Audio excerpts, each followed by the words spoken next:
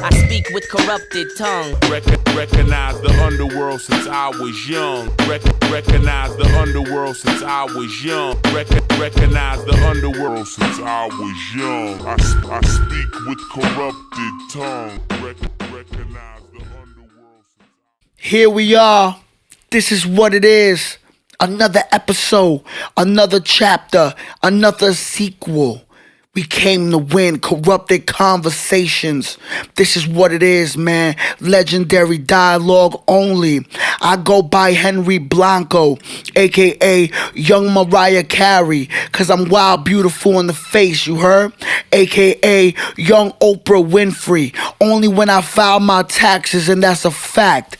Aka Young Angie Martinez, you heard? The new voice of New York. 5 seconds away from booking a flight to either Colombia or the Dominican Republic so I could get illegal facial surgery and I could come back to the tri-state and the whole world, actually, if need be, looking like a young Angie Martinez from the neck up. You heard? Another episode, man. Another special episode, man. What we have here is a visionary, a tastemaker, hip-hop connoisseur, producer, and just a true artist as a whole. You feel me? And look, I do a cute little WWF entrance for my guests, but doggy, I'm gonna need you to do me a favor, man.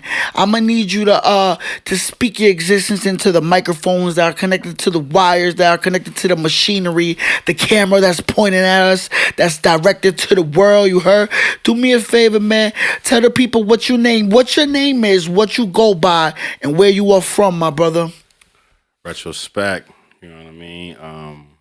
LI. What part of LI? Brentwood, we out here. I say that shit proudly. So Come on, talk about it. A lot of niggas that come from Brentwood. Come on, EPMD? Come on, Craig Mack. You know what I mean? Keep going. Yo. Did your mother go to school with Eric Sermon? Yeah, son. That's crazy, man. That's crazy. So legendary. It's a legendary location. Yeah, it's a legendary location. And we keeping tradition going. And it's like a mini Queens out there, or like a mini Brooklyn. It's like just mad different types of different groups of people, man. You got Spanish, white, black. Right. Everybody, everybody's out there. It's like a melting pot. People kind of like how New York City is. So I could dig it. And then you got the crime out there and all that. We ain't gonna talk too much about that. You know what I'm saying? Shit happens. Shit happens. That's what it is. Facts. This is what we came to do, man. Legendary dialogue. You could already hear it, man. This is how I want to start the show, dog. If you could capsule or you could like Just give the viewers and myself a glimpse of how you are feeling right now. From the moment that you woke up to right now, how can you capsule that? Shit, I try to transmit that energy all day, man. I felt great when I woke up, man. I always like to start a day with a beat. Okay. And in words of my man, Evidence, fat shouts to the legendary Evidence. Yeah, I always like to wake up at like 7 a.m., start my day with a beat, light up. Yeah. Even if I gotta go to work, gotta open up the store, light up. Be out, do what I gotta do, and come back home. I have had a great day today, man. I love that. I felt like a young Angie Martinez. That's what it is, yo. You know what I mean? That champion shit is very contagious, man. This is what it is. What we came to do. You hear it here first, man. A man corrupted conversation. We're gonna get straight into it, my brother. So look, man, how I truly like to start the show is with this infamous segment called Bow.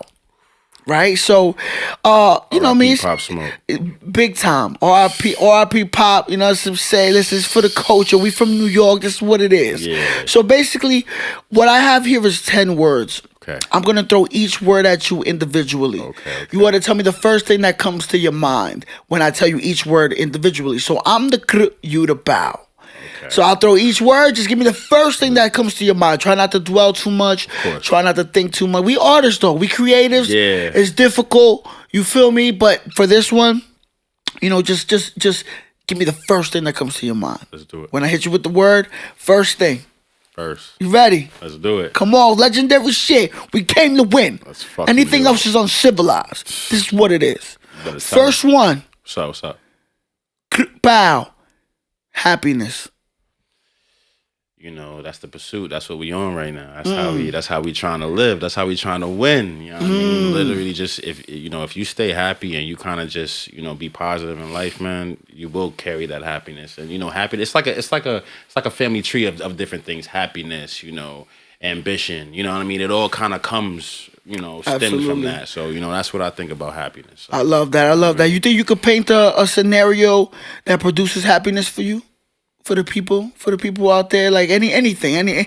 I'm talking about like paint the scenario, paint the situation for like the listeners and myself that produces happiness for you as a producer, as a musician, or maybe just as a human. You know, just anything, man. You can name a fucking, you know, whatever, a breakfast. I don't know what produces happiness for you. Just give me a scenario. Just being myself. I can't even hold you. I'm a real down to earth individual. You know what I mean? I'm a little high. I've been sipping on this 90s Ian J. I mean this 90s Seagram's J. You know what I mean? But yeah, man, just being me. A lot of people can't wake up and be them. A lot of people. They look at something that's happening and they want to kind of emulate that. I don't. That's why I'm so different. That's why I look the way I do. You know what I mean? Right. That's what makes me feel like, you know, I'm like a little bit different than everybody else because I can actually be myself. I don't got to worry about doing something the next man is doing. You know what I mean? I could dig it. I could dig it. You love to hear it. Second one. We moving. Second one. Let's move. Bow. MPC 1000. That's like my first NPC, bro. Didn't you buy it from a guy in a parking lot outside of your job? Yeah, that's exactly. Tell me this story. Man. Yeah, so I was working at Sam Ash at the time in Long Island, Huntington. And my manager, her name was Jen. And I remember they were like, a customer was trying to bring in the shit to sell it. Right. And I remember she was like, "Oh, it's dirty, blah, blah, blah." Now me, I'm thinking about like, nah, that shit is all right. All I gotta do is clean that shit up or just use it the way it is. It worked, everything. She's like, "I don't want it." And I'm like, all right. So I gave it back to him. So he walks out. She was gonna offer him like 140 or something. 150 or something like that. Right? Yeah. So I was like, okay. So I was like, yo, Jen, let me go get that. She's like, you better, but don't do it in the store. Like, I mean, I'm like, all right. So I went, because she always said, like, if anybody brings something in, I turn it down. Like, you could go get that. I don't care. I don't want it. It's out of my hands out there. She used to always tell me that. So she gangster for that. I ran and went to go get that shit. I was like, yo, she about to offer you 140. All I got is 120, 130 on me. He's like, all right, grab that shit, threw that shit in my car. And I couldn't wait to get home that day, son. Word to everything. That's one of my moments in life where I was like, yeah. And I didn't even know what I was going. I was just like, yo, I can't wait to get home. Because I'm good at like learning shit quick. Right. As long as I'm hands-on with it. So as soon as I got home, took that shit, plugged that shit up. And then I was like looking up YouTube videos, trying to figure out how to use this shit, bro. So the MPC 1000, man. Was there any thought, like, or any moment while you were buying it where you were like, oh, this shit might not work? Like, yo, like, was there any of that? Like, you were just like, you just trust him. I was just like, you know what? I just bought this off the street. You know what I mean? I can't get my money back if the shit broken, but I just had like, you know, that positive energy. I was like, nah, you know what I mean? And then, you know, I cleaned it up a little bit. I got a different faceplate. Like, I went crazy. I was like, nah, this is going to be my shit. You know what I mean? Like, because she didn't want to buy it because it was dirty looking and shit. But we don't give a fuck about that. We producers. We just need to make sure it sounds good coming out the shit. Right. I would rather it sound like how it looked. I would rather it sound dirty. You know what I mean? I heard it. I love that. Listen, I know some things. Listen, we'll go to the next one. Now, you spoke about this briefly, but just tell me a little bit more. Bow, Brentwood. How does Brentwood represent who you are? I don't know, man. Like, Brentwood niggas got a like different bop, man. You know what I mean? Like, the way Brentwood niggas carry themselves, first of all, a lot of niggas that are from Brentwood, their families come from the city. You know what I mean? They moved out to Long Island for a better life, whatever the case may be. So they got all that in them. So that's like a combination. Brentwood is just like, you know, Brentwood niggas is fly, you know, jiggy niggas, you know what I mean? You know, you might catch us at the hookah lounge. Word, like Brentwood niggas is different. You know what I mean? Because a lot of Spanish niggas out there. So a lot of you know, Salvies and a lot of Puerto Ricans, Dominicans. Everybody's out there. So it's like, you know, you get a little bit of everything, man. And you know, they got all the Spanish supermarkets, man. Yo, Yeah, Brentwood is my home, son. I love that. How does it feel to hear stories like your mother going to school with Eric Sermon and Craig Mack being from over there, and just like the energy that comes out of there? Like how you think that plays a part in what you do? Honestly, I feel like I was like born and bred to do this shit. You know what I mean? Because like my mom used to always be like, "Yo, if you ever met Eric Sermon, I guarantee you he'll know who I am." And I'm like, "What? Just Joe, just tell him what my name is," and he'll be like, "Oh yeah," you know what I mean. That's fire. So as I go into this journey with this hip hop shit, I'm hoping to do that one day type shit. You know what I mean? But I feel like I was born and bred in this shit. For her to go to school with him, and for that to be like her telling me that when I was young, and that being an inspiration that she seen me get more and more into music, I think that shit was dope. You know amazing. It started making me want to do this shit because I'm like, my mom went to school with Eric Sermon. I could be where he's at right now. All I got to do is just keep going. You know what I mean? Type shit. I love that. Listen. This is what it is. We breaking it down. Next one. Right. Bow. Excalibur. That's a trash ass name, but that was my first rap. Yo, and the second one was Prophecy? Prophecy, yeah. And then Retrospec. Yeah, I went through so many names, but yo, I'm so glad that Retrospec stuck. But yeah, Excalibur. Nigga said yeah. I mean, but it's part of history, sword, right? Yeah. Nigga said right. Yeah, I'm like making sure. I'm hoping so. I was mad young, like 11, 10, calling myself Excalibur. So how long that lasted for? Probably like a year, and then really? Prophecy was the longest name. That shit went for like 5, 6 years, 7 years, and then when I started doing the retro shit and the vintage shit and going to the thrift stores and eBay trying to right. Yeah. And Retro Fade was before Retrospec. How we get to Retrospec? Well, we got the retro part, but how we got to like you making it with the like Retrospec? What was that ultimate decision? So like I was going by Retro Fade, but it always like came off the tongue wrong type shit. Pause. So I was like, yeah, nah. Like I think that I want to change my name, and I remember I was telling that to a shorty I was dealing with at the time, and she was like, yo, why don't you go by like you always say like in retrospect. That's like your Tumblr name. Why don't you go by that Retrospec? And I'm like, yeah, but Retrospec with the T, and then I would be like, nah, I would take the T off. She's like, word, take the T off. I'm like, yeah, Retrospec is hard. I'm like, yeah, and then if niggas, for short, niggas will call me Spec, or niggas will call me Retro. Right. So that's most niggas call me Retro. You know what I mean? It's easy. It's easy to remember. It's easy to remember and easy to attach to. But people that knew me, as I was growing up into this retro shit, when I had like this much hair and shit, and I was growing out my flat top, they know me as Spec because they was just calling me Spec. I got like a whole big group of flat top niggas I used to be a part of.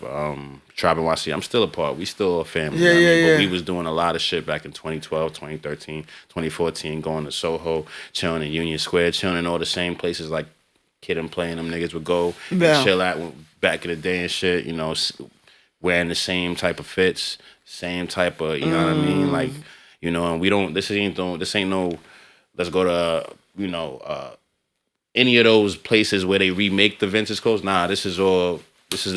We go into the thrift. We go into estate sales. We go into these shits to find these shits, bro. To find the real shit. And if it got a whole assignment, a little stitching, whatever, we go take it in. Like we really, really do this shit. Like this shit right here, this Jordan jersey right here is from like '91, son.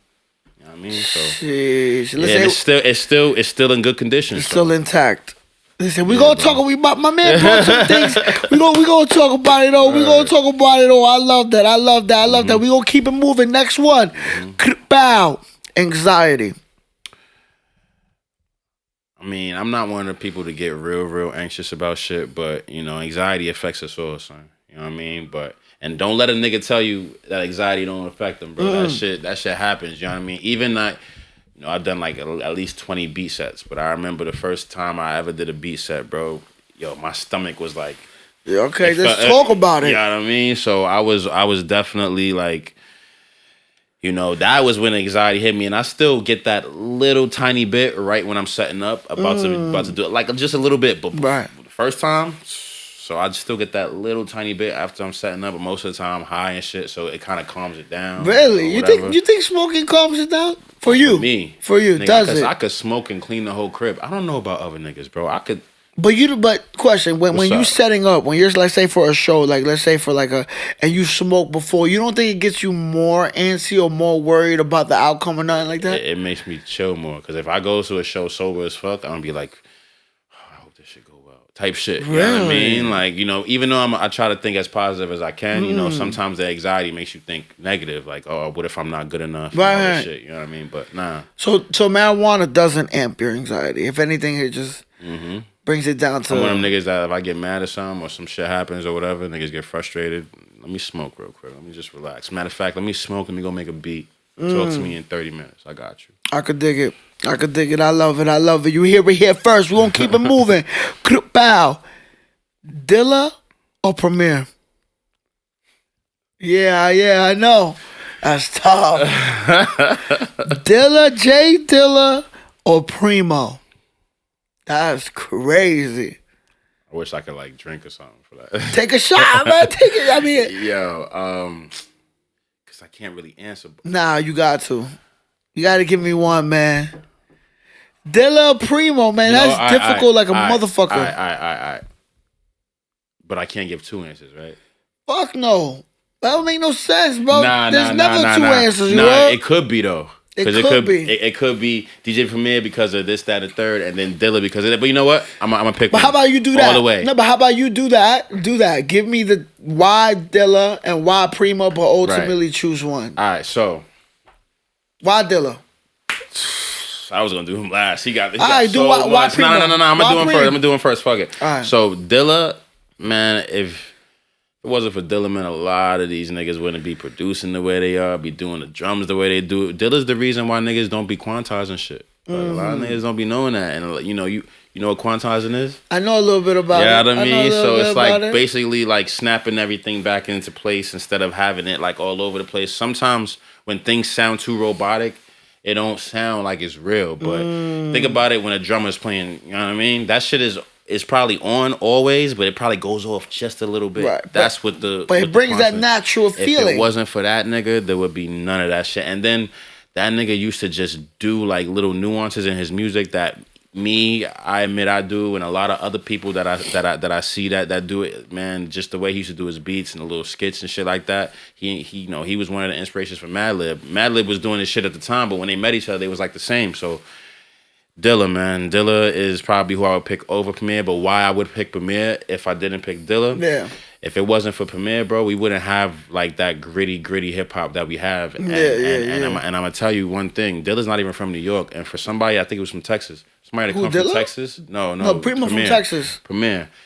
If somebody from Texas named Premier didn't come to New York to make New York type Boom beats, bap, this shit wouldn't even be how it is, bro. Which is kind of crazy. And this nigga he ain't birthed, but he produced for a lot. Man, I would say birthed because a lot of niggas when they get a Primo beat, they just skyrocket. You know what I mean? But yeah, I agree. Man, his catalog is crazy, man. Bananas. And just the way he does it shit too, and he still uses the same drum machine to this day, the MPC 60 too. Nigga, Primo has done shit from like for '88. Christina Aguilera. Like, what type of shit is that? Yeah. How he do like shit with Gangstar, Big, and all that, and then you go do some hits J. with Rue the Christina. Damager, Oh, like J. Rue. he did shit with everybody, bro. Nah, he was going in. And I've never heard a whack Primo beat, nigga. Have you ever heard a whack Primo beat? Nah. You know what I mean? So it's like he's goated, son. So, but you gonna go with Dilla? I'm gonna go with Dilla just because of like. Think he affects you more? The way he went about his music is more of how I go about it. Okay. The way Premier goes about it, I do it too, but not really. I kind of Dilla. I could dig it. Dilla. I could dig it. But that Dilla shit is on some like 45% type of answer. You know what I mean? 45% is like DJ Premier. 55% is Dilla. You know what I mean? Like that's kind of, you know what I mean? I could dig it. Makes sense. Logical answers only. We gonna keep it moving. Next one. Now you spoke about this a little bit, but what's up? Give me, just give me more details. Speak more in depth. Sam Ash. First thing that comes to your mind when I say Sam Ash. My start, bro. I wouldn't say it's my start. I've always been in the music, but if it wasn't for getting that job at Sam Ash, and I tried like for 2 years straight and like finally got it. It was just like I learned when I met Jen from that store, bro. We still cool as hell. She be sending me shit, you know, little drum packs and shit nowadays. Yeah, she's dope. But if it wasn't for her showing me how to hook up certain things, I wouldn't even know how to do that shit. Like I was saying, I low key know how to hook up like a little church and shit. You know what I mean? Okay. Like that ass. Like I low key know how to do all that shit. If you could get somebody to put the wires and everything and get everything together, I could do my part with the. You know what I mean? So I low key know how to hook up a whole church and shit. So it's you were working there for 4 years, right? Yeah. You ended up being a manager. Mm-hmm. So do you think that shit played a big part in how you approach your? Not only your production, but maybe even your skill palette, just in general. It helped me unlock like different things. Like, okay, like, you know what? Like, you know, sometimes people want to sell us like different equipment, and I would buy it. Like I said with the MPC, but I would do that shit with tape machines, tape players.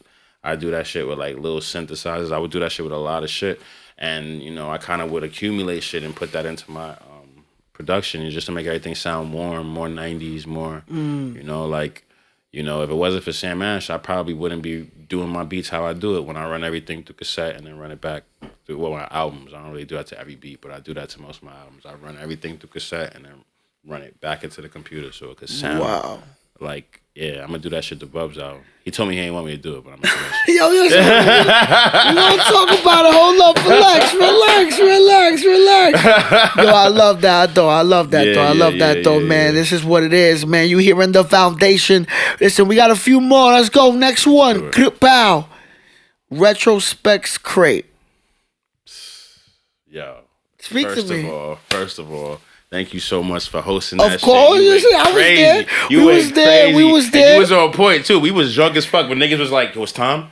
Yo, like you was on point. I don't fuck around. Even when I'm bopped, nigga, I'm on point. But it ain't about me. Hold on. Speak to me about it. Just thank you. I don't think I ever thanked you yet since that shit. Listen, man, I felt it in the air. It was in the air, man. But that shit. Fat shouts to Giadora's joint, man. They're like some real good friends of mine, man, and they made this shit happen, bro.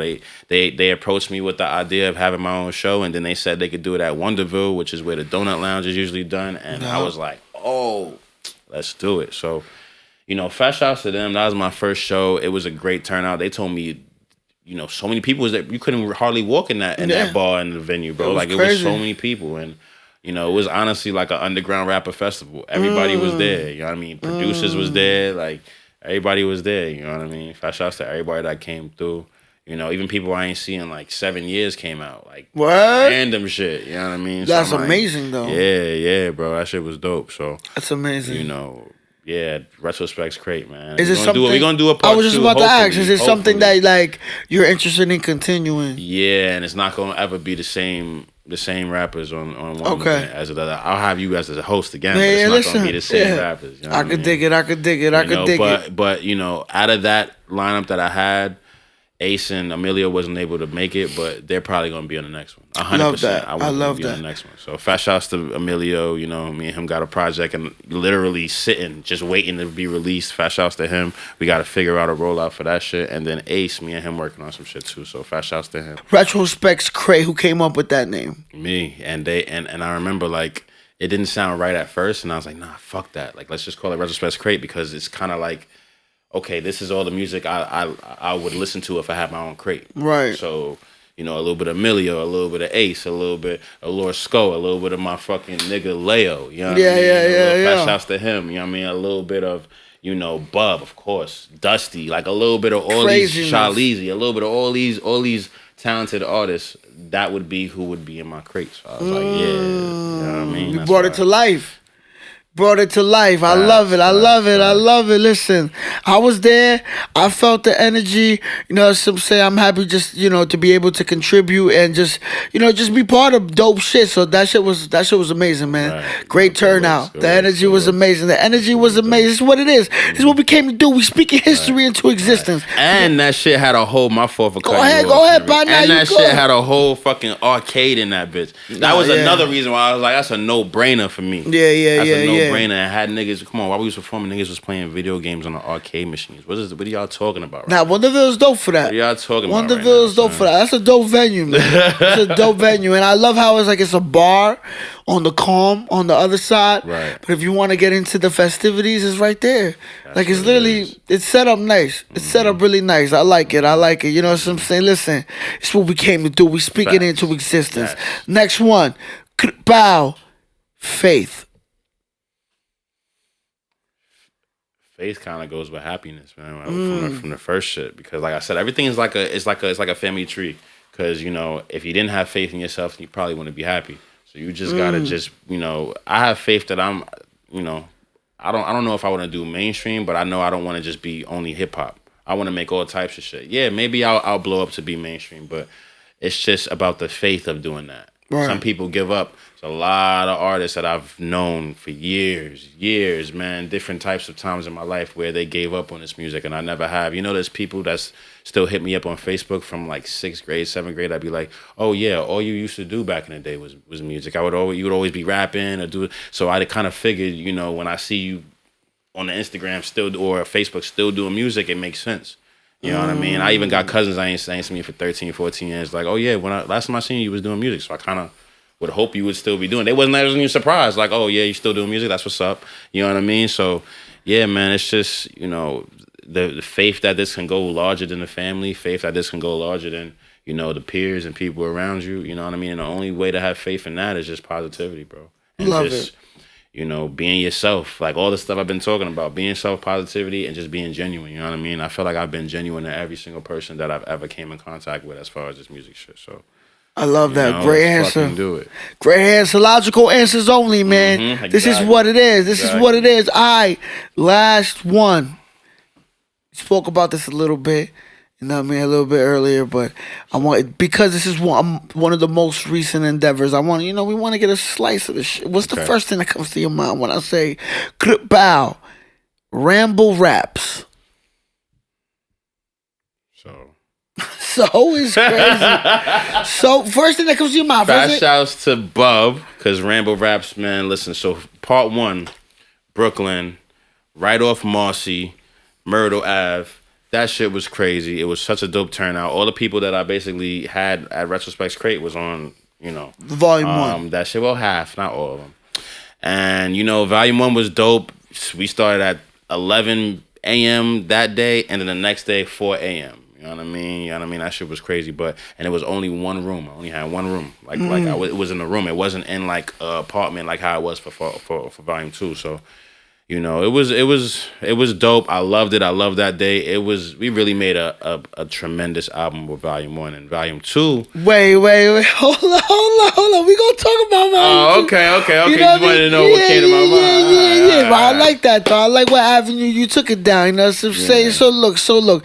I definitely want to speak about the creation for Volume 2, and we're gonna get into that. But I'm very segment based. You heard? When I hear words or when I read words, they take me to places. I'm very big on word association. Right. So when I hear Rample Raps, not obviously, but to me, the word that immediately attacks me and I'm immediately attached to is ramble. I'm like, all right, cool. So I think to myself, okay, what does ramble mean to me? I ain't even feel like going to Webster Dictionary. Fuck them. I just wanted to be like, what does it mean to me? And what I got out of it is, ramble is basically when somebody's rambling is like an unorthodox stream of consciousness. Right. It might be like some outlandish shit, or it might be some real on the nail shit, but whatever it is, it's a stream of consciousness. Like you're rambling, like so I created a segment off of that. So what I have here is I have here 3 tiers, and each tier is a group of lyrics that I'm putting against each other. Okay. And these are lyrics that from my favorites from the culture that I deem to be a little rambly. Okay. So I heard these lyrics and I was like, I feel like this artist is rambling right now. This would be perfect to use this for. So basically, you want to tell me which one caters more to your taste. Which ramble do you favor more? Heard you. You know what I mean? So we're going to start with the first here. Listen, we like to have fun on the show. I create segments. This is what it is. And again, we're going to speak about all the necessities of Rample Raps Volume 2. I was in the building for a chapter of it. This was an all-day thing. This is a crazy situation, so we're going to talk about it. But again, let's stick to the script. All right, first one. Rakim. I start to think and then I sink into the paper like I was ink. When I'm writing, I'm trapped in between the lines. I escape when I finish the rhyme. So that's the almighty Ross, the God right there. Going against, we got some Hove. Going against Hove. All right. If skill sold, truth be told, I'd probably be lyrically Talib Kweli. Truthfully, I want to rhyme like common sense, but I did 5 mil and I ain't been rhyming like common sense. Now, both of those give me very rambly, like they were on an avenue of thought and things were just coming out. Pause. Right, So, right. Want me to repeat? You want me to repeat that from the beginning? Oh, you got your guy. All right, so we got Rob, we got Hove. Come on, talk to me. Who you favoring? We in Brooklyn right now. I gotta say Jay, and not because we in Brooklyn, because that fucking line Crazy. Nigga said, if skill sold, truth be told, I'd probably be lyrically Talib Kweli. That's a not even, I wouldn't say a shot, but that's an ill name drop. It's like kind of fucking the mind up a little bit. Like, what you saying, ho? I'm dope. Yo, you remember that Hove line? What'd he say? He's like, niggas say I don't be in the project always. Like, I don't be out in the projects all day. What was that line? That shit is crazy, bro. That Hove line. He's the king of them one-liner joints, bro. No, very true, very true. Now, truthfully, I want to rhyme like common sense, but I did 5 mil and I ain't been rhyming like common sense. Now, first off of wordplay alone, going stupid. But he's painting a picture. Now, why do you feel like that goes? I guess you favor a little bit more than Rakim. Which Rakim, I said, I start to think and then I sink into the paper like I was ink. When I'm writing, I'm trapped in between the lines. I escape when I finish the rhyme. He's painting a picture as well. Right. Why do you favor Hove more? Because common sense is also another one of my influences. So him saying that was hard, but it's just, I don't know. I felt like it was more intricate. Remember, Rakim was great, lyrically dope. Yeah. Rakim is the person that inspired Nas. Also, for sure. Cool G inspired Nas. Yeah, for sure. But the thing, and Nas is like the person that inspired me. You know, of course, all that, everything. So, you know, I honestly just think that Jay was a lot more like witty with what he said, what he was saying. You know what I mean? Common sense, but come on, like rapping about. Yeah. That whole shit, man. Like, he is the king of those. Earlier I said one-liners, but I really meant like just a whole line of just, like you said, a ramble, a stream of consciousness. Like, he's he's very conversational. Right. His style's very, very conversational. Right. So he's perfect for that ramble type of. So we're going with Hove. Shout out to God. We gonna go with Hove. Shout out to God, Rob, but we're going with Hove. Yeah. All right, bet. So you get how we go. You get how we doing this. All right, we going to the second tier. We're gonna go with some Wheezy. We're gonna go with some Wayne. Okay. Swimming laps around a bottle of Louis XIII. Jumping off of a mountain into a sea of codeine. I'm at the top of the top, but still I climb. And if I should ever fall, the ground will then turn to wine. So that's Wayne. Going against some Esco. We got some Nas.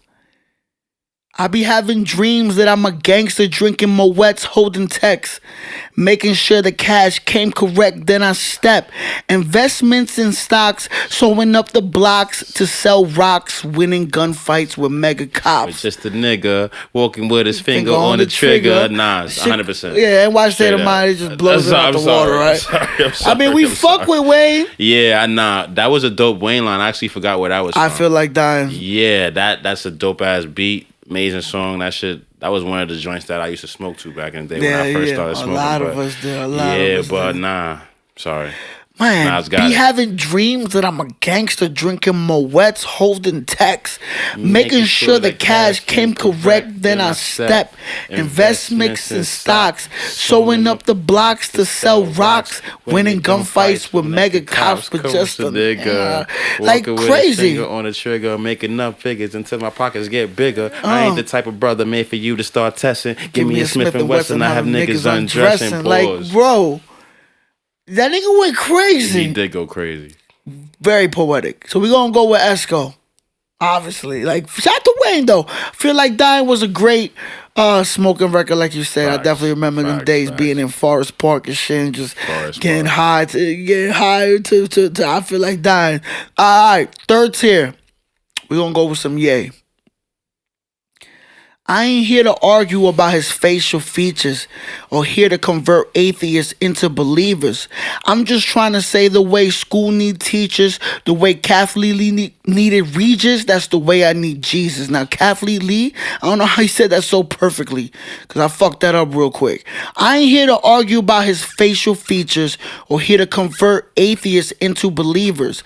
I'm just trying to say the way school needs teachers, the way Kathleen Lee needs Regis, that's the way I need Jesus. Y'all get the fucking point. That was Ye. So here come my single dog radio. He needs this. We're going to put that against, Miss Lauryn Hill. You know what I mean? Very unorthodox left field. Let's do it. It's funny how money changes situation. Miscommunication leads to complication. My emancipation don't fit your equation. I was on the humble. You on every station. Look. Look, it's crazy. We all believe in Jesus Christ, but Lauren. Oh, talk to me. Nah, don't be sorry. Yo, I heard some crazy Lauren shit the other day. I forgot what she said, but Lauren. So I'm gonna tell you this shit. Kanye don't really write his shit, so I can't. Yeah, we know. But you think even Lauren around College Dropout though? College Dropout was amazing, bro. But you think at that point he wasn't writing his shit though? Yeah, maybe, but I feel like he was. I feel like the writers started to come in, pause, late registration. Like once he had the budget. Because we all know you watched the Genius documentary, right? Like he explains it like even before that documentary came out, he explains how like he was recording in different studios. Like he was just, if you listen to College Dropout, he was it's hungry. Very the mix of that album. That Netflix joint too. Yeah, so I'm talking about Genius.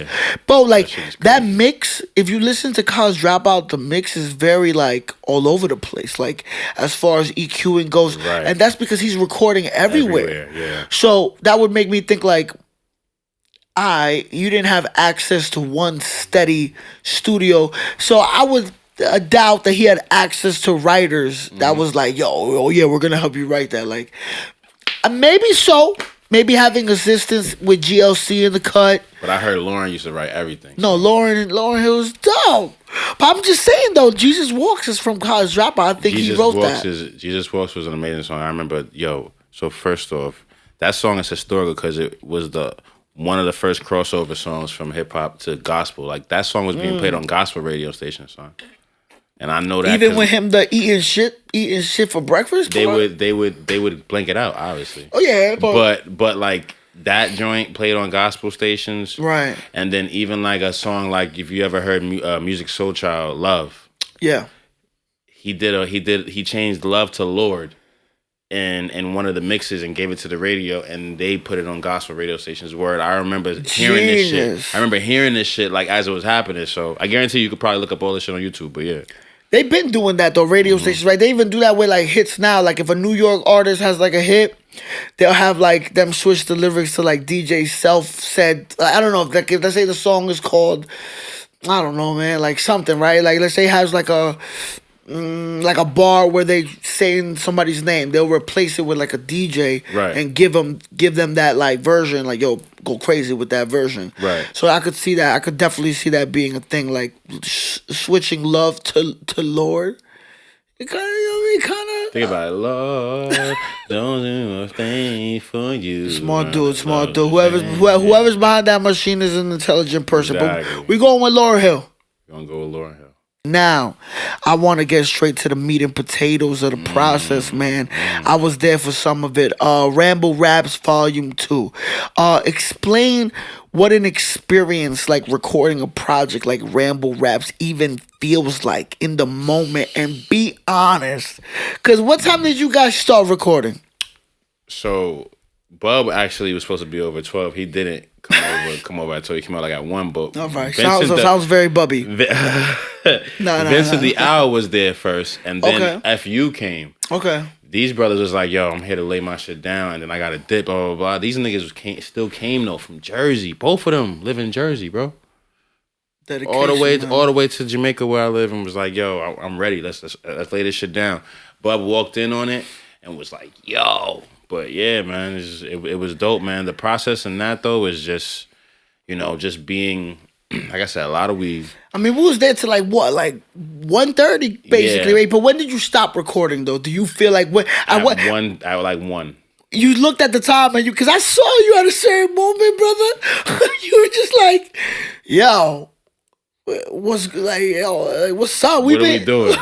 We've been recording all day. What the fuck we doing? Nah, but it's all That's good. real talk though.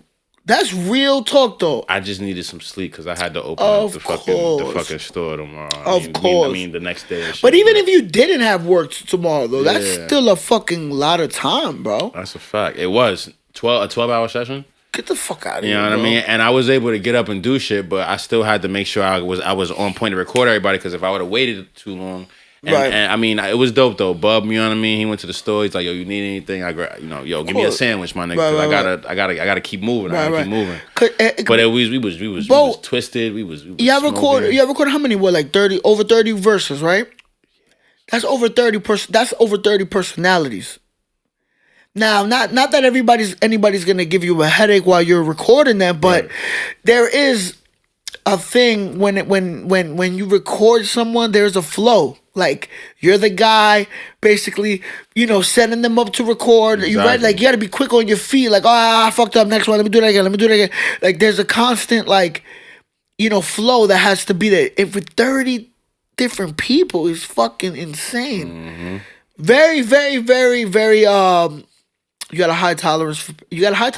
Just in general. Well, like I said, this year was a little bit easier because last year, like, I had to individually put in everybody's plugins. I was doing shit and then last year, I don't think Bub remembers this, but the reason why we took so long last year, and it was not that good last year, but it was amazing the way it came out. Me and him hated each other, and I mean, that shit to ask him. Yeah. But you know what I mean? The first one, the second one was amazing, but the first one we literally hate each other through that shit. But my equipment stopped working on some shit last year. Shit. But this time that shit ain't happened. And last year I didn't have people's presets and shit. Now I had a preset, so I was able to just be like, yo, you ready? All right, let's go record, and then be good. I don't have to do much. All I gotta do is just tweak shit. But last year, I was recording niggas dry, and then I was tweaking it in front of them, and it was taking mad long. Type right, shit. So, okay. You know what I mean? But now I just do presets, bro. It's a little bit easier. Amazing. My own preset. Now, that's a lot of beats to have on deck for a project like this. How many beats do you think you produce a week? I mean, I like to do like 6 a day, 7 a day. When I have time. 7 a day. When I have time, like this morning I made like 3, 4. I went to work. It was nothing. And that was in like an hour, son. Word. That's wicked. You know what I mean? Sometimes I might be like, all right, I'm going on my loop shit today. Or I might be like, all right, I need to put some drums. And I find my drums from everywhere. And sometimes I got drums already either loaded up that I found that I never put nothing to, and I just put, a sample and put my little instruments and stuff on top of it, or I might already have a sample that I never fucked with that I remember, and I'll just throw the drums, make sure the drums is tweaked right, and then just go right to the next beat. I don't really waste time. I'll do the mixing and all that shit later on when it's actually being rapped on the computer. Right. So yeah, bro, I try to do at least if I'm fake 6, 7 a day, because I say fake because one day I might do 4, another day I might do 6, another day I might do 3. So I'd probably say about 25 to 30 beats a week. That's a lot, bro. I try to just keep busy. And then, I have like thousands of beats saved on memory cards and shit. Shit is crazy, bro. But And it's stuff that, like, unless somebody was with me all day, I would never dig out. I always show people, like, the stuff I did within the last 2 years. I don't never show them the stuff. Which, if I did, I'd probably, be able to get some of that shit off. But I just make so much, bro. Sometimes I be forgetting names and shit. Right. You know what I mean? Sometimes, like, it just be on some shit. But when I played Bub like 40 beats, and he picked 10. I wanted to play him more, though, because I feel like I wasn't playing... Remember, I don't remember names of shit. Right. But at the time when I make it, I'm like, oh, shit. TDK is the hardest beat I ever made. And then a month when I'm playing somebody the beat, I might not remember I named the TDK. So I'm looking for this shit. I'm playing them other beats that might not be as hard as the TDK beat. So I'm like, fuck, I forgot the name. So I feel like I played him a lot of, like, my good shit, but, like, my whack good shit. Because if I were to remember some of the names, I probably would have gave him a whole different type of joint. But he picked some of my hard shit, my recent hard shit. I got stuff that's just on memory cards. I wish I could just play for somebody one day, but I be forgetting the names of the good shit. I love that. I mean, listen, 20 to 30 beats a week is crazy, bro. That shit is crazy. That's a crazy type of drive. Can you give me and the listeners possibly like a snapshot? Or maybe a moment that you could recall when you accepted this type of drive that you have for producing. Like, do you remember a moment where you were like, the only way for me to get ill at this is by doing it this way? Do you recall a moment that you made that decision? Because that's a lot, bro. That's a lot. I know. At a point it becomes effortless, though. Right, it just flows, right? But do you remember a moment, at least, where you call yourself and you were like, "Oh shit, I think I made like 20 beats this week"? Or like, was there a moment where you just like, "Oh no, it's working, it's happening, the wheels are moving"? Yeah, like I remember as I was so when I had first started making beats, it was like 2004, 2005. But when I really started taking it seriously, it was like 2013, 2014. After I started rapping, so that's kind of when. Like, I started getting equipment and I started learning the program, and then I started figuring out how to make beats and how shit is. And, I made like at least 10 beats, 15 beats that one week. And I just was like, yo, I just got to keep this up type shit. Like, so I did have a little realization, but it wasn't nothing crazy because at the time I was still rapping on my beats. Like, when I first started making beats, I was rapping on my shit. And then I just was like, nah, I'm going to just, because around the time, Fetty Wap came out with fucking Trap Queen, and I didn't want to sit here and have to change up my style to get on. And I was rapping on some boom bap shit, like how niggas is rapping now. Everybody tells me to come back, but I don't want to rap again, bro, because I ain't. I feel the same way, bro. You know what I mean? You see, me and you are with it. Maybe we should put out an album where we're actually rapping, even though we don't want to. Everybody's head up. Like, yo, fuck everybody's heads up, bro. That'd be hilarious. That would be dope. But yeah, nah. I'm good. Yeah, nah. I don't want to. I don't think I want to rap it. Maybe I'll come on some Alchemist shit eventually. That'd be cool. Come out of nowhere. Like, I can see. You know what I can see? I can see you like hosting a whole project, but like you might have a verse or two and maybe start the album with your verse, maybe end it with a verse of yours. But I was thinking about possibly like doing a verse on Volume 3, Bush is crazy. Bush is crazy. Next year. Nah. But listen, man, I was again, just to give the viewers and the listeners a basically like what's the word I want to use? Basically a fucking summary of what Rample Raps. I mean, at least for me, because I got there around like 4 or 5. Nah, not even, brother. I got there like at 7:30. Oh, okay. Well, I felt like you was there all day. I felt like I was there all day. You know what I mean? Like, but then I have to remember, like, when you start naming the names, and I started looking at people's Instagram stories and shit, I was like, I definitely don't remember seeing this individual. I don't remember. I don't even remember the sunlight for that matter. Yeah, you came through when it was dark. Yeah, when I came through, it was already a little dark, but it felt like I was there. The shit was already moving. Yeah, bro. Shit was already moving. When you came, we had maybe 3 songs done. And then 3 songs in 7 hours is crazy, but as people was finally picking the beats and rapping on them, 4th song done, 5th song done, 6th song done. Right. How many songs altogether? It's gonna be 10. Everything will be in the description. Ramble Raps Volume 2. You heard the process. Right. Basically, a little over 12-hour recording studio 12 hours, session. 12 Like, hours. you know what I'm saying? I feel like I'm still tired from that day, bro. And I just came from work just now. You know what I mean? I did this shit for this man because this is my nigga. Come right on, here, man. We here to document greatness via dialogue. Now, I want to get to some of the stuff that you brought to the table. What's up? All right, let's start with this right here, man. We got 3 cassettes right here. While I'm taking the picture, everything will be on the screen. Right. Tell the people what they see on the screen, my brother. So what he is taking a picture of right now is my album I did with Magno Garcia and Stu Rebel Murder called Purple Robes. I produced this whole joint. We had got it pressed up on cassette. Shit was fire, you know what I mean? I did this album like in 2019, right before the pandemic, like a year before the pandemic. Right. You know what I mean? And Magno and Stoop, they killed it. You know what I mean? I did my thing behind the production. This is the only physicals I have, you know what I mean? But we gonna get there. We gonna get vinyls and all that. You know what I mean? Not of this, but of my shit I'm coming out, you know. Speaking into existence. You know what I mean? I love that. Now this right here. Let's get straight to the point, because this gentleman right here is trying to outshine my facial features. Come on.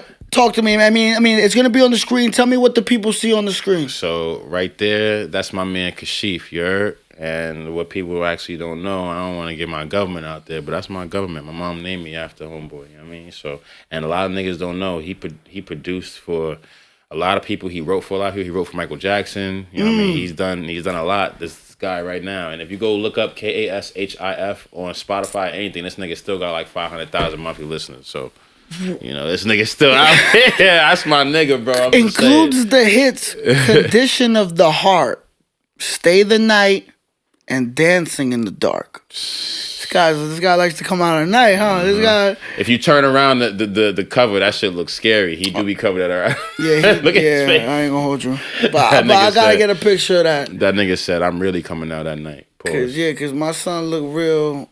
You know what I mean? He got secrets. Yeah, he got secrets. We all got secrets, but he got secrets.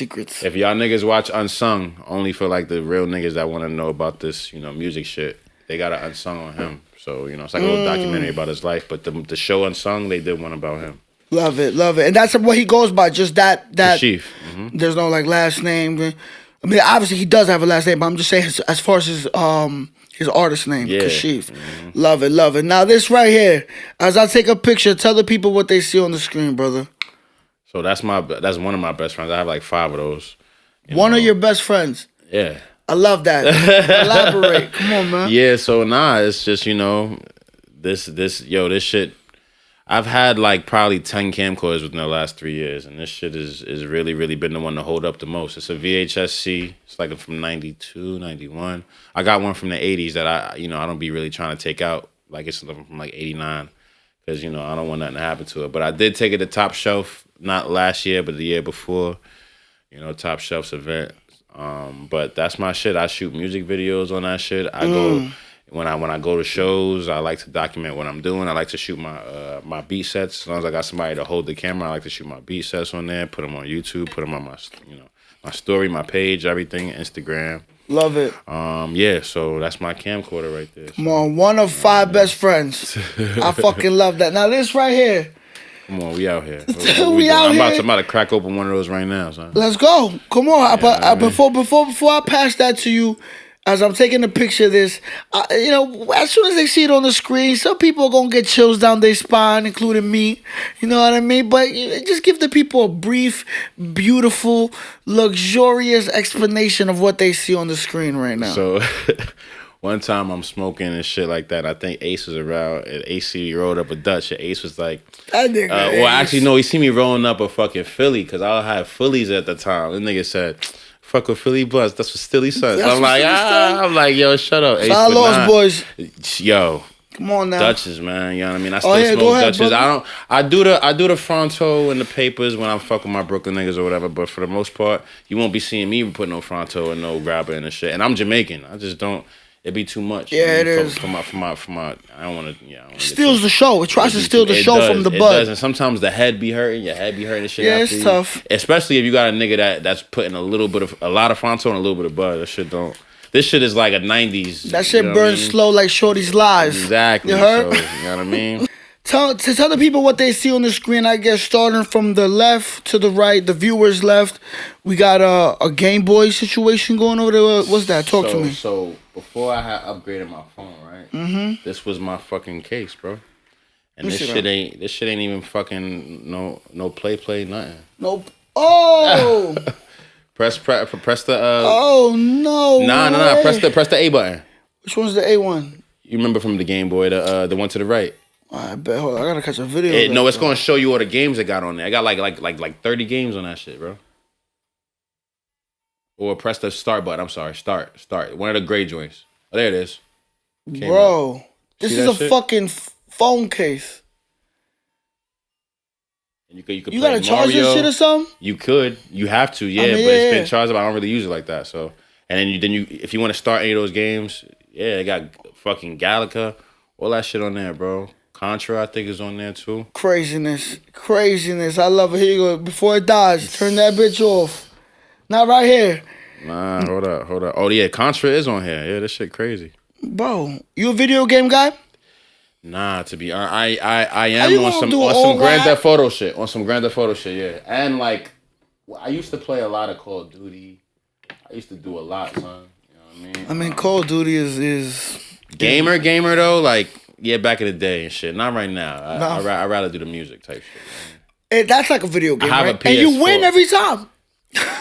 You stupid. I have a PS4 though, but I don't use it really for games. I mean, sometimes I might play Monopoly on a PS4, Family Feud. My dumb ass You know what I mean? bought a PS4 during the pandemic with the stimmy.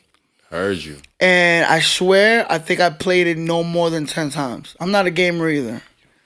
And my dumb ass bought a PS4 when everybody was telling me, yo, the PS5's about to come out, though. You gotta chill. And I was just like, nigga. But you wasn't gonna be able to get the PS5. I'm at the crib during the lockdown on shrooms. I need something. You know what I'm saying? Like I was locked in 2K. Mm-hmm. You know what I mean? I 2K, even went back. I bought Crash Bandicoot.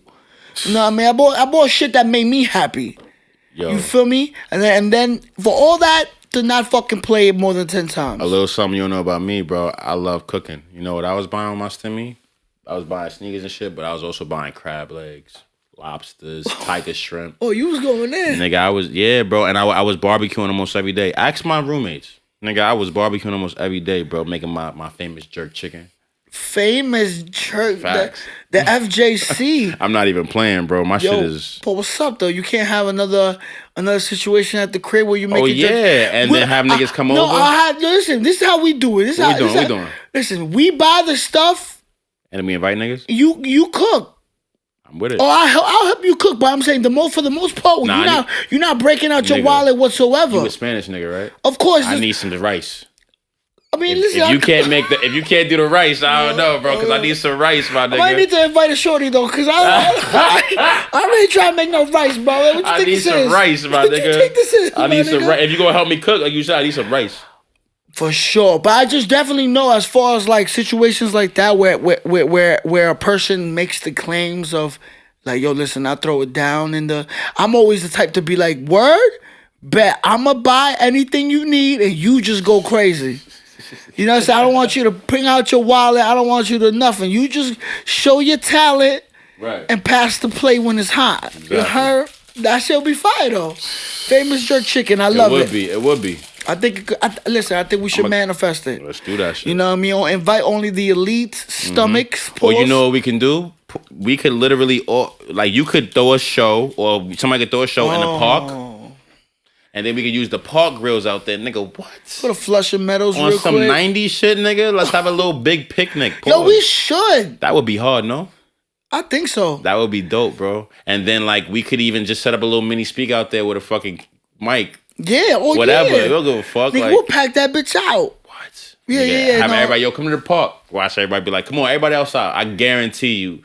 And we gotta make sure it's a park next to a fucking bodega, just so niggas will go back. Oh, we gotta go. Okay, get so ice, Flushing Meadows is and we gotta go and spend like $50, $60 on meats, steaks. We gotta have a park where we know that the police. Oh, not Chuletas. I'm pulling them shits out of my pocket.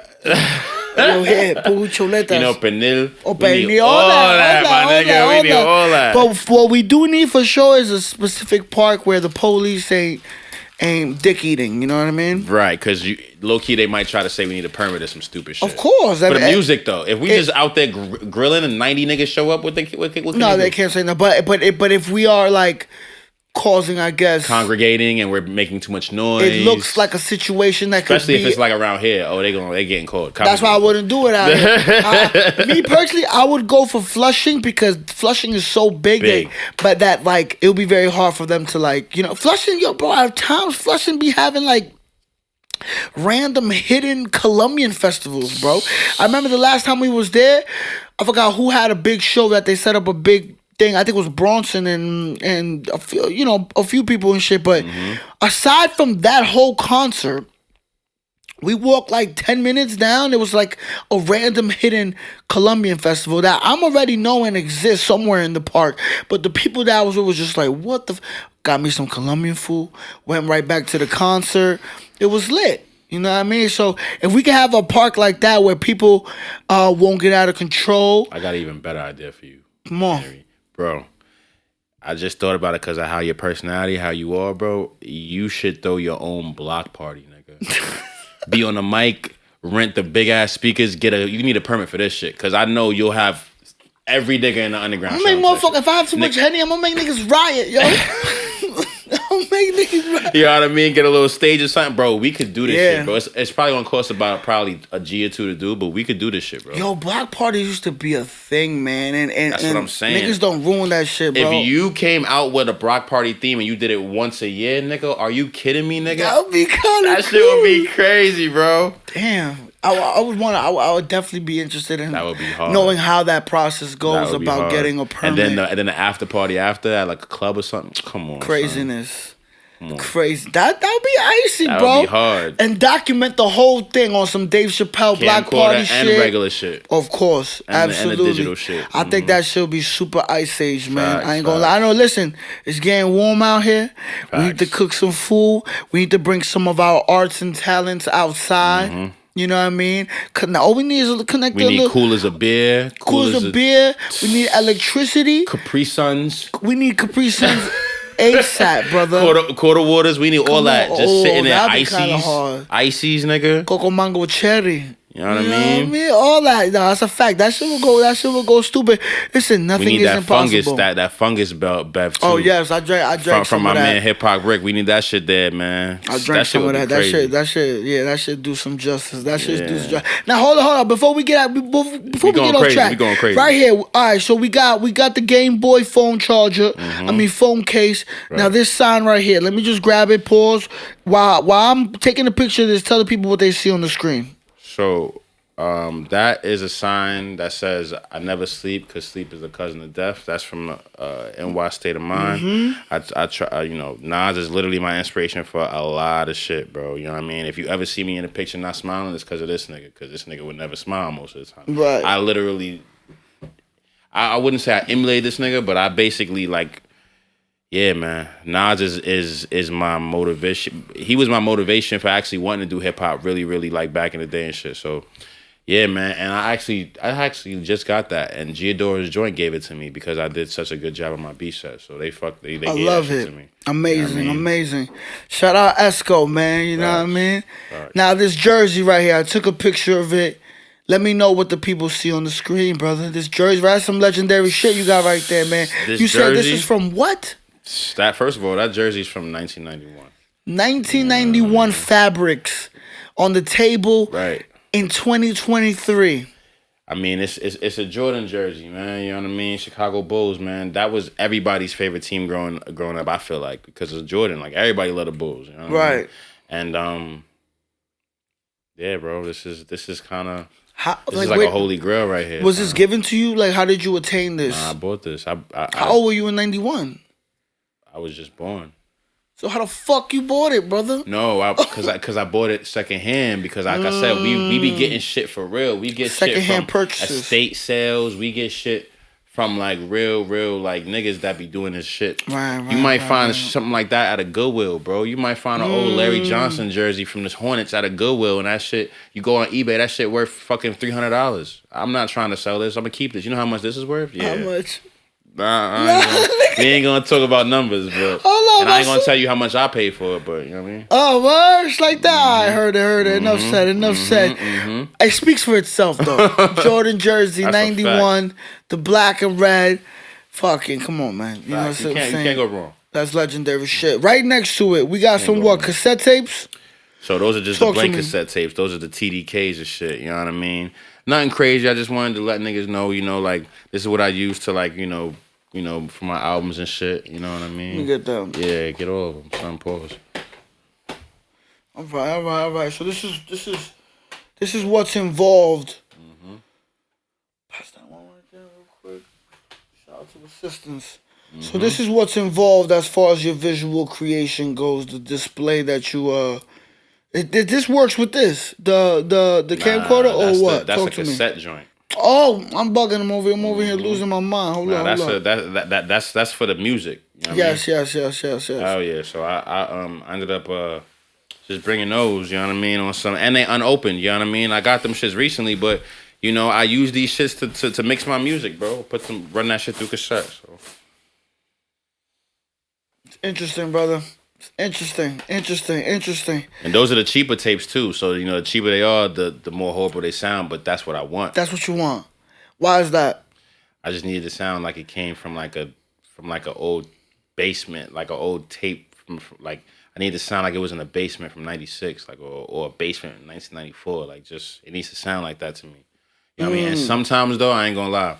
Sometimes the cassette be eating it up too much. Like I'll throw something in there and it'll come out the cassette sound totally different, and sometimes it'll sound bad. Sometimes it's green light, sometimes it's not. But 75% of the time it sounds great. I got another segment, my brother. What's up? Now this segment is called Explain This Picture. Explain this picture. So I got some things on the machinery. Now we're gonna put the laptop to work. Let's do it. I got four items. One might be a video. I don't know. Know what I mean? But they are correlated to you. Okay. And you ought to tell me what you see on the screen, man. You know what I'm saying? So let's get straight to it. First thing that you see on the screen, brother, do some explaining, elaborate for the people. Come on, man. What you see on the screen, man? Damn, so that shit right there, man. So this is a original Game Boy. This is like it's a good story and a bad story because I don't even know where this shit is at right now. All right, well, the memory at least is in front of you. So basically, I went to this spot in Florida when I was living in Florida for a little bit. I went to this spot and they had like an original Game Boy like that, and I remember asking for it because I was cool with the nigga that I was smoking with was cool with the owner, and I remember he had asked the owner for it, and the owner was like, nah, and then he asked him again, and the owner was like, all right, give me $50, and I gave him $50, and he gave me that shit, and that shit was literally brand new.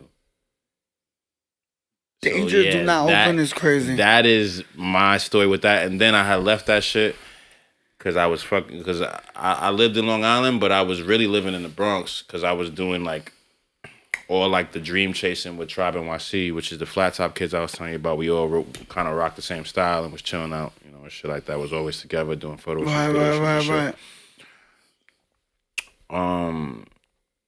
That shit got stolen, son. What? I went back to my aunt, so I'm like, yo, what happened to a Game Boy? She's like, what Game Boy? I never told her I had a Game Boy. So somebody because she's my aunt. That was my Puerto Rican aunt. I have Puerto Rican in my family. Ooh. She came through and she was like, yo, I don't know what you're talking about. And I'm like, you don't know what I'm talking about. She ain't know I had that shit. She probably did. I bought mad shit to her crib and just left it there. And I would go back and forth every couple months to go pick up some shit and bring it back to the Bronx because I was really like trying to live in the city. Right. So, but yeah, man, it's all good, man. I'm gonna probably get another one like that when I get some bread. I need to get a brand new like that though. It's easier than ever to find shit now. So right. I love that. All right. Next one.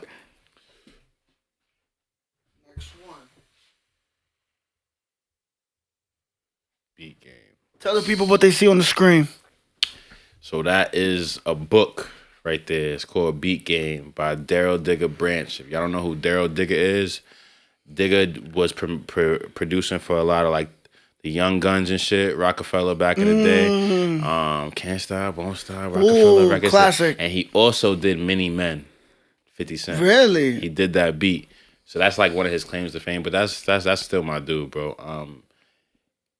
That beat, this book is hard to find even till this day because it was when he did it, it was ahead of his time. It says Beat Game, the truth of hip hop production. It tells you about everything, the management, the lawyer. Yeah, I see here record label, management, artist, lawyer, A&R, accountant, production company, tells you about everything, sir. Publisher. I like how it says friend, media. Right. This that. book was before its time, and there's a Beat Game 2 I actually want to grab. I gotta grab that shit, but I ain't get it. But he's like, it's like an updated one of how to go about it nowadays with social media and shit. So I love that. That shit is hard, bro. I love that. All right, man. Next one.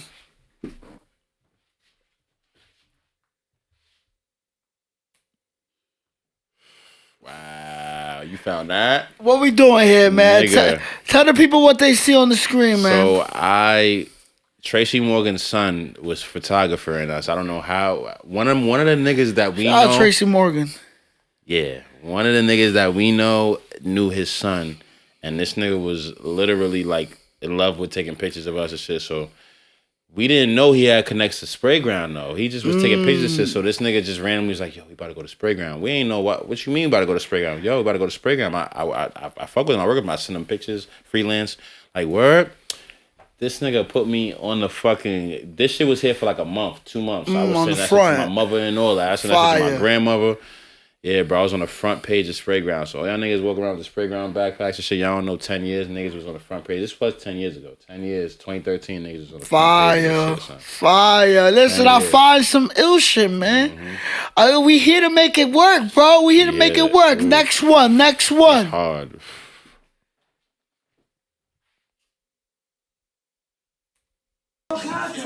On the set, killing it, photo shoots, fresher than Tribe is my crew. Mics get smashed in this booth. Welcome to the lyrics, now it's come round. This is stages of life, so be my shorty for tonight. A lot. Brentwood, catch me walking down my block with a box with the top block slanted. MC that's vehicles, crazy. Old ass products, rocking gold watches, or the calculator innovate. Mission statements get rich. Real estate stack chips. That's the only way. Become paid. Yo, I spit rhymes to get dimes. My talent is stated to battle the greatest. You must first realize your placement. Surrounded by a nation of soldiers, tribe. We global. I just move shit. I'm trying to be social. Say you respect it, but mad emotional. The roads of doom is falling too quick, man. All my life, that's what I go through. Lyrical feels of rhythms and flows that assort you. I got you led astray, punchlines ricochet. Life is good. I ate another rap, but I got shows to do and a dream to chase after. High like an Astra, flowing shit backwards. Lyrics go faster, but I'm funkadelic. I kick shit like Japanese movies. Understand the real motive next time you see me around some groupies. Yo, so we got a slice of some Rample Retro, son. Man. Yeah, bro. So this was the group, the people, the kids that you was talking about when you was moving. This is the era. This is the inception, nigga. The inception, bro. Word. This is the inception. So this was what was this Shacknosis release, bro. Okay. So the Shacknosis was coming out. This was actually in Steinway in Astoria. So we pulled there like 25 deep. It was niggas in flat tops and niggas didn't even know about those. Yo, we used to. I ain't gonna. We used to chill with niggas that would be willing to do some shit, nigga, like that ass. But and they had flat tops too. It was going down. This shit was hard. So yeah, man, this was at like a little Shacknosis release, and niggas from Reebok came there. We was always fucking with like Reebok, like because we got sponsored by them for like 6 months. We all got a pair of Reeboks. We did a Reebok photo shoot. We did mad shit for Reebok at a time. We also did a lot of shit for Rolling Stone and shit. Yeah, we had got sponsored by both of them. We was trying to get sponsored by Arizona too, but that's a whole nother story. But this was a dope thing, man. This was like one of my last performances as a rapper. Okay. And I started performing on the beats now. I love it. I might love pull it. out some lyrics. Man. Yo, This shit, listen. you make me want to go back to Yo, rapping. listen, Nah, listen. I'm good. I I'm good. do my homework. It's the fucking Seagram's talking. It's the Seagram's. Listen.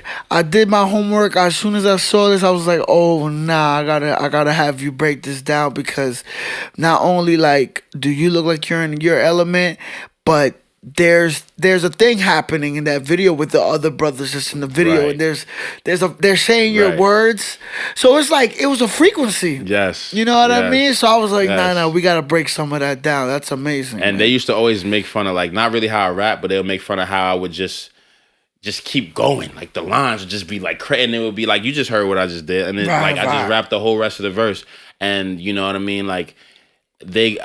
One or two of the members would consider me like the Nas of the group, and I like that because I always was like how I emphasize like my drums and how I am with like my samples and making everything sound so warm and low key muddy. I do the same thing with my lyrics. I want to make sure I want to have my lyrics be the best. I want to make sure my shit is flowing. I want to make sure it's chopping heads off on some Wu-Tang shit. I want to make sure my shit is sharp. I love that. I mean, love that. That's so- amazing. That's amazing. Listen, this is what we came to do. Next one. Woo! The SP12. Tell the people what they see on the screen, man. So this is the SP12, man. The SP12. So I'm gonna tell you again. We go back to Sam Ash. The year is 1980. No, stop. So the year is sound like bad 2017, 2018. I was living in Ronkonkoma, Long Island. Had my own crib. I was driving a Honda Civic. Driving some fly shit. Shit was fly. I used to act like my shit I had a sports mode. I act like I was the man with that shit, bro. I had a little intake, a little cold air intake. So the shit was, it's just shit kind of, cool, a little quick, a little 15 miles per hour, nothing crazy. I didn't want to put an exhaust on it. But anyway, I'm getting off topic. So, yo, y'all have to understand when y'all hear that car shit pass by in my beats, that shit is not no just whatever. I used to love cars back in the day. You know what I mean? So I don't love them as much as I did back then, but that's the whole retrospect aspect of it. That's why when you hear that car pass by, it's like giving you like oh yeah, you know what I mean? So that's my producer tag. Anytime you hear that car pass by, that's my shit. Love it. So this is the scene. I'm living over there, working at Sam Ash, and Jen, the fucking manager of Pro Audio, she had this shit sitting in the basement of Sam Ash. And was like, yo, this person don't know if they could fix the shit. They just left it here. And I'm like, what do you mean they just left an SP12? He's like, they just left it here. I'm like, all right, but does it work? She's like, I don't know, it cuts on. And I'm like, and I used to ask her about it all the time. Like, yo, let's take it out. Let's try to fuck with it. On slow times, we wasn't having no customers, right? Right? Because, Sam Ash is a retail store. So one day I asked her, I was like, yo, you should fuck around and just let me just take this shit home because you ain't gonna let me. You ain't fuck around. You ain't gonna let me. You ain't gonna let me have it here. You know what I mean? You ain't gonna open it up here and try to fuck with it with me here. She's like, bro, just take it home. I'm like, what do you mean, just take it home? What are you talking about? She's like, Sure. bro, don't let Sammy Ash know. Just take the shit home. Like, Shout out to Jen. She said, just take it home. Forget I even gave it to you. And I'm like, what are you saying right now? I didn't understand. I didn't come. She's Right. And then she's like, nigga, because she's like, nigga, just take it home. I was like, all right. So I put that shit I put that shit in my car, same shit as the NPC, and I couldn't wait to get home to fuck with it. This shit, I don't know how RZA did it and all these other niggas. This is the SP12. This is not even the SP1200. It's the SP12. It's the predecessor before the. Yo. Serious business. I still got that shit. That shit is in Long Island right now at my second studio. I don't know how to fuck with this shit. I done tried. I think honestly I have to get it repaired. But so it didn't work. This shit is worth $5 right now. What? On eBay. $5. Not 500. $5. So it didn't end up working. No, it does. It cuts on. I was running beats through it, but I don't know how to use it. Okay. So it's a 1980 something, 82, 83, some shit machine. Wow. It's really old, son. 84, 85, some shit. That's wicked, son. And again, another moment where you being present as a Sam Ash employee played a part.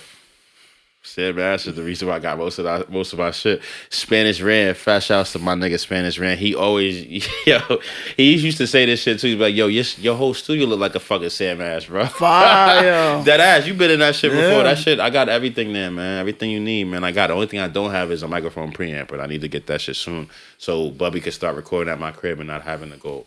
You know, he could go at Brass Beard. That's what he records. I mean, when he does shit with me, he don't gotta feel.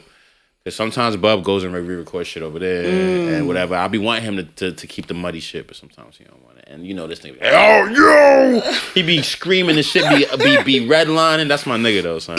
Listen, no, everybody has their process, but that sounds amazing, man. That sounds amazing. Yeah, man.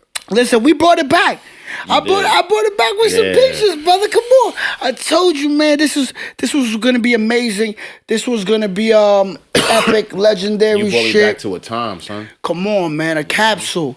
A snapshot, the inception, like you said, man. This was a time in Yo, let me get some of that Seagram, son. Come on, man. Fuck with it. What's that, another shot? Yeah, this let's nigga, get it. come on, man, let's do it, bro. We can do one more. This nigga was acting like he gotta go to work. I'm the one that gotta go to work tomorrow, nigga. No, I was about to dub it, but then I'm like, fuck it. Nigga, this is 90s Seagram gin, nigga. You better.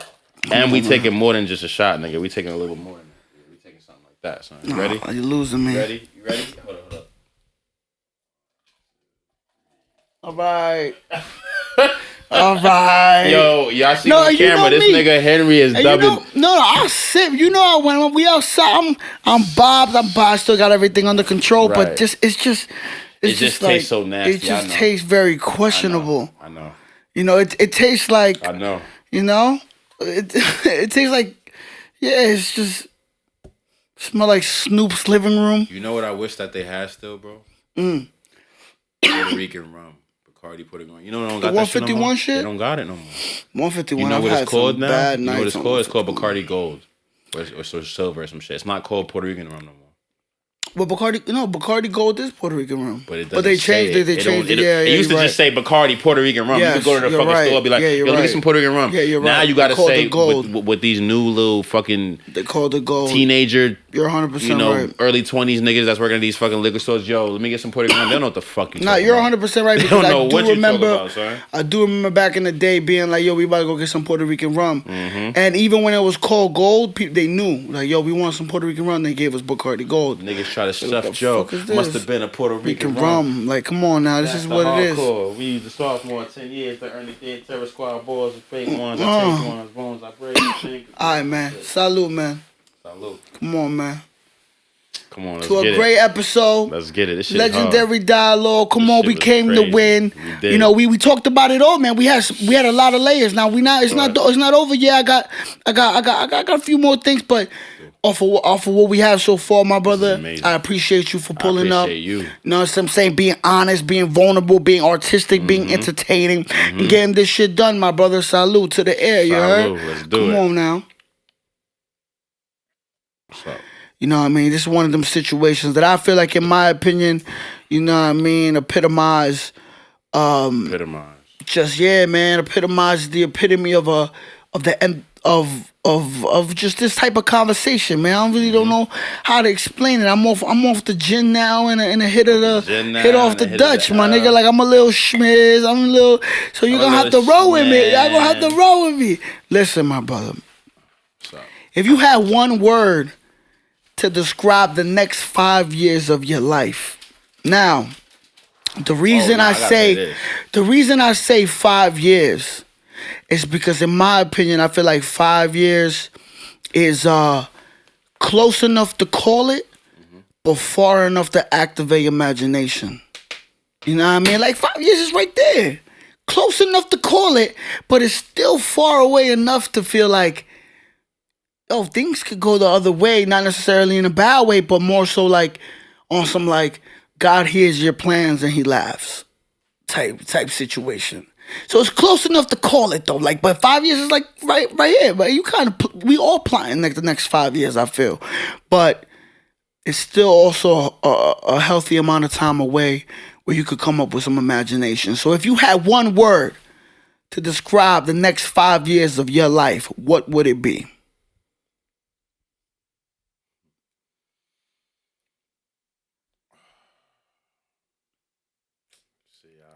I have a word, but I feel like it's gonna sound so generic. Nah, first get closer on the mid-mic real quick and say the word, bro, because ain't nothing generic if it comes from the heart, bro.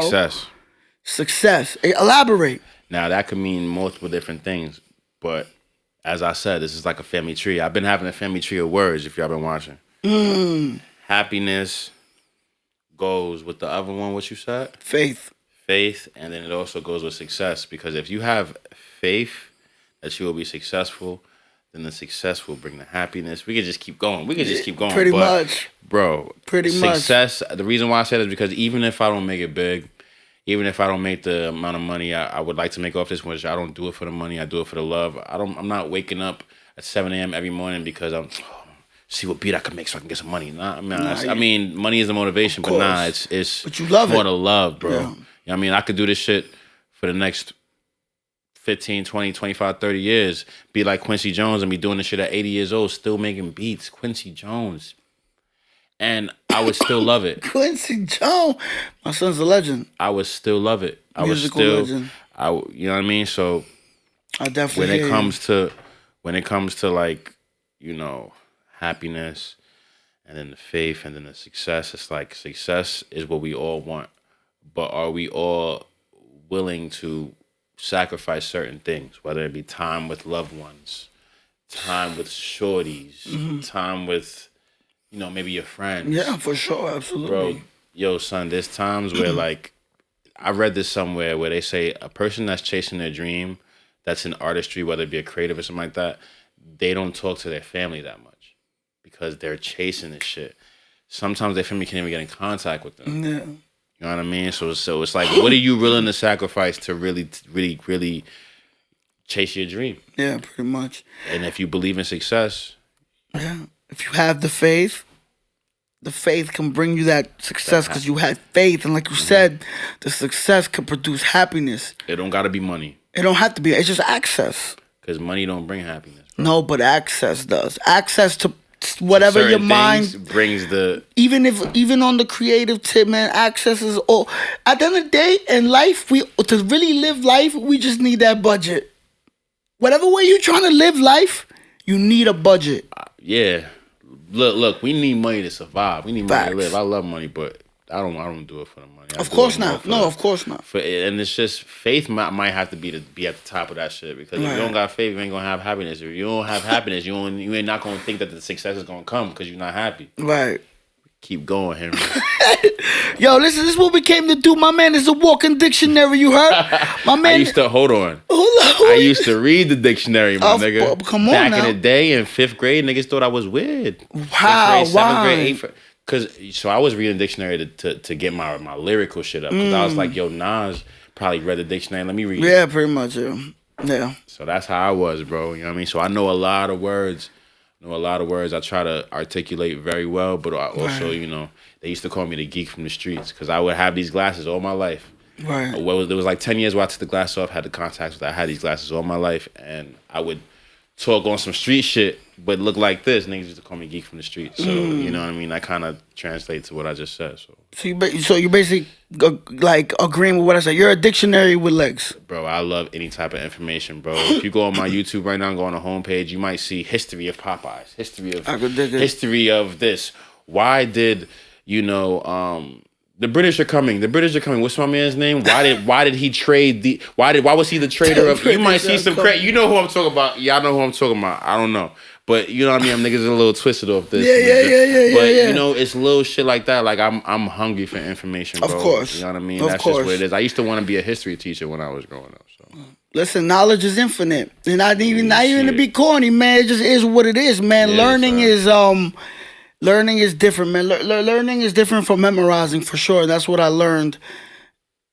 You know, irony, no pun intended. That's what I learned off of learning what I want to love to do, right, or what I love to do. Right. It's like reading a book. You ever read a book back in the day in high school, and like you're just reading a sentence and you just get lost. You stored nothing that you just read. Right. You just said mad words, but nothing registered.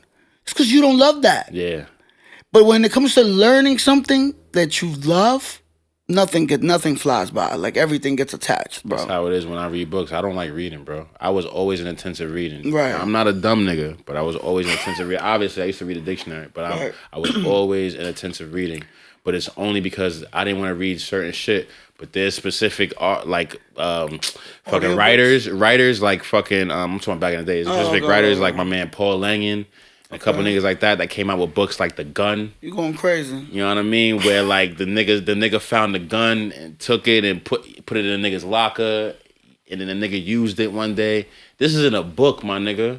This is what I'm trying to tell you. Like that type of shit, bro, I was on. You wildin'. A music book or like even Nas's baby mom's book. I was on that. Wait a minute. Because she wait. I'm gonna tell you some shit. Nas's baby mother wrote a book about their relationship. I forgot what it was called, but her name's Carmen. And let me tell you Carmen. something. That's the infamous. When this one nigga was the writing, beef when this nigga was writing, rap battle. when this nigga was writing Ether, I'm gonna tell you something. Oh man, this nigga was writing Ether. He walked into the bedroom that they had and didn't come out for a day, just listening to mad Jay-Z bars. And he was writing. Nigga heard Renegade like this nigga was writing. I guarantee you. And was like that nigga embodied you, nigga. And this nigga really was like just playing his shit, and it was quiet, smoking. She would smell mad weed. And this that nigga was wrote in Jordan mode. What? Yeah, he was dialed in. Nigga, he was so dialed that's why in. I like books and shit. Like if it has to do with what I'm interested in, yeah, Superhead. It's another book I read when I was fucking 7th, 8th grade, nigga. Yo, it's from saying I'm 31. I don't know how old Henry is. Exactly, I'm 31 as well. Superhead, nigga. 91, baby. Nah, but you read the Superhead. The first one, bro. Yo she smashed mad one? nigga. She smashed mad niggas. Niggas you ain't even think she would smash. She smashed. My nigga. Shaquille O'Neal, nigga. I just read she Angie talk Martinez's shit about Bobby book. Brown and that shit. Oh Lord, she been around. That girl's well connected. Well connected. Her name is Corinne Stephens. This nigga, why I he know this shit? Because I know. I'm just letting you let it off, bro. You want to let it off? Bro. You want to go crazy? Nigga, but let that was Wayne's bitch too. That was Wayne's joint too, and he drops her name. But let one of these niggas put a fucking Harry Potter book in my hand or something. I'm not reading that shit. I'm not even gonna register it, bro. Even to this day, it has to be something that I actually am interested in. Even shit that I have to read at work, I know that I have to read this because I have to get. So that brings the interest because you're trying to get it done. Yeah, nigga, give me a Harry Potter book or one of them fucking books. A Hardy Boys book, nigga. No, even I read some back in the day of Hardy Boys. Y'all niggas know about Hardy Boys. Hope y'all know about Hardy Boys. I think I do. But sounds yeah, familiar. you know, you read Mice and Men? I seen the documentary. I didn't read the book. There's a lot of Lenny's out here, man. Dumbasses. You ever seen so there's a book called The Secret, and then there's also a documentary called The Secret. You know what The Secret is? I heard of it. So The Secret is the law of attraction. I'm putting all y'all on right now. Maybe it's this. I don't really be talking. It's like all that. good, man. What you mean? You got a mic in front of you. It's time to talk. Right? So listen, right? The law of attraction. If you believe something will happen, it'll happen.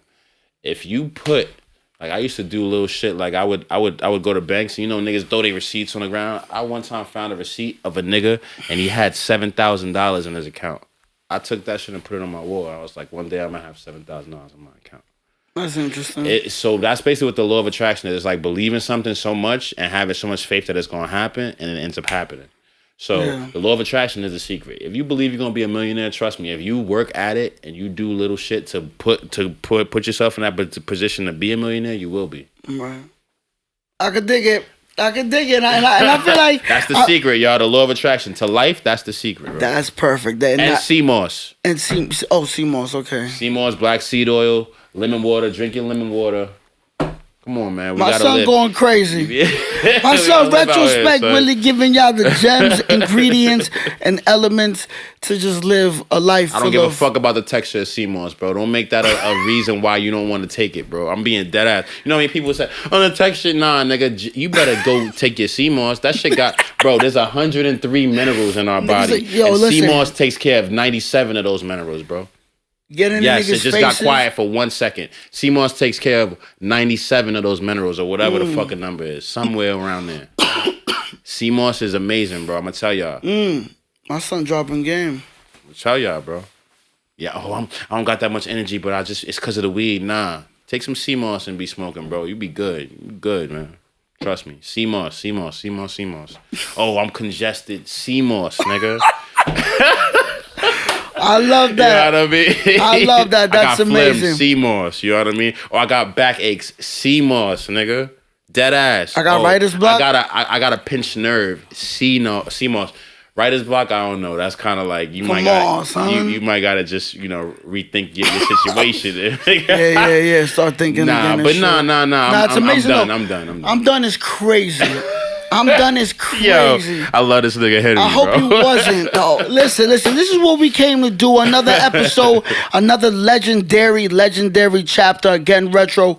I truly appreciate you pulling up, man, and just helping me tell your story because we brought a lot of things back, man. Yeah, man, we did. You know what I mean? A lot of people gonna watch this and just be like, listen, yeah. We did. Son. No, you did. You did, bro. Just know you did. Yo, let me stop this playing, is what we bro. came This shit to is do, hitting man. me right now, Listen, bro. man. I knew you was gonna say something about Pink.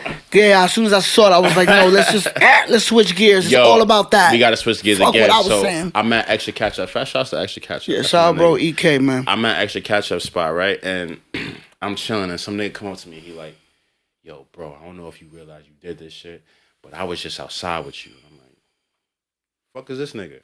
Nah, bro. I know you probably think I'm on some weird shit right now, but I was just outside with you, bro. And yo, you fucked me up because you literally picked your hair out before you got into the building. Fire. And I was like, oh. And he was like, yo, bro, I'm this person, blah, blah. I forgot who it was. I know if I look at my Instagram.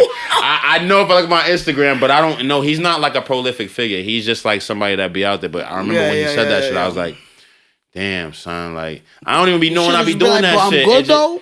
I'm good, though. Yeah, I told he was like, yo, peace, you know what I mean? Was, your set was dope, and then he just bonked off. I never seen him again, but I got him on Instagram. Amazing. You know what I mean? So I was like, he observed, he was studying your natural element. He was like, yo, your whole shit is fire. The way you do your shit is fire. And it's funny, because like I said, I had a group of niggas that did this shit with me, bro, but I'm the only nigga at 31 that's still doing this shit. A lot of them, they still do their retro shit or their mindset, but it's not. Right. I mean, only me and Kid and my man Cool Out. My man Cool Out, he be portraying like different eras. He be doing sometimes early 80s, then he'll do like 90s, late 90s where he'll do baggy shit. Then he'll do early 90s, you know what I mean? So, I also got one of my niggas that do be on the 70s shit. Yeah, he be on it still to this day. I love it. So very yeah, theme based, very theme based. Yeah. Again, man, I think this was legendary, man. You know what I'm saying? We got the dialogue out there. We let the people know. This is what it is, man. Everything will be in the description, man. Please go support. That's not a request. Even though I said please, it's still not a request. It's a motherfucking demand. You know what I'm saying? We're here to put it out there, man. Artists from all calibers, but there's one big tree of just artistic, creative, fluid, frequency, whatever. I took a hit off of Dutch. Now I'm swimming. This is just what it is, man. We came to win. You know what I'm saying? Again, Retro, thank you so much for pulling up. You know what I'm saying? Check everything out, man. This is what it is, man. Another chapter, Corrupted Conversations. Young Angie Martinez. You know what I mean? We came to win. First place trophies only. Until next time. Bow.